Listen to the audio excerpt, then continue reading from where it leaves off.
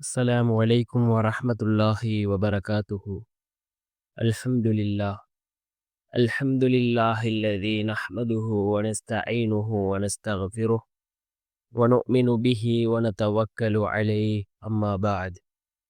அன்பிற்குரிய அல்லாஹ்வின் நல்லடியார்களே, அன்பு சகோதரர்களே, நாம் தொடர்ச்சியாக பார்த்து வரக்கூடிய துஆக்களினுடைய திக்ருகளினுடைய தொகுப்பில் இன்று நாம் பார்க்க இருக்கின்ற விடயம் என்னவென்றால், இன்றைய தினம் ரஜப் மாதத்தினுடைய முதலாவது ஜும்ஆவுடைய நாள்.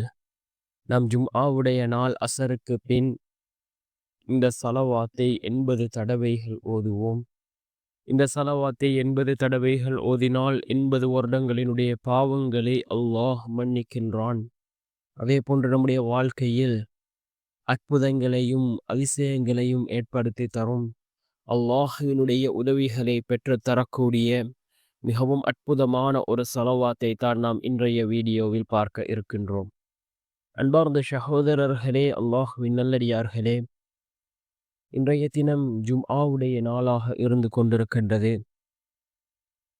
ரசூலுல்லாஹி ஸல்லல்லாஹு அலைஹி வஸல்லம் அவர்கள் கூறினார்கள், சூரியன் உதிக்கக்கூடிய நாட்களிலே சிறந்த நாள் ஜும்ஆவுடைய நாள் என்பதாக அல்லாஹ்வினுடைய தூதர் ஸல்லல்லாஹு அலைஹி வஸல்லம் அவர்கள் கூறினார்கள்.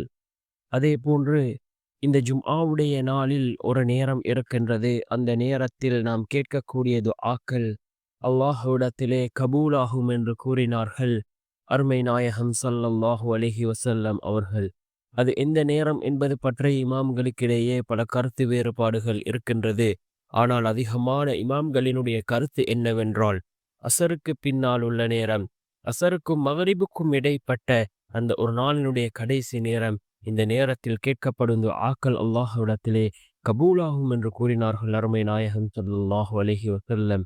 அன்பார்ந்த சகோதரர்களே, அல்லாஹ்வின் நல்லடியார்களே, நாம் இப்பொழுது கண்ணியமான ஒரு மாதத்தை அடைந்திருக்கின்றோம். அதுதான் ரஜபுடைய மாதம்.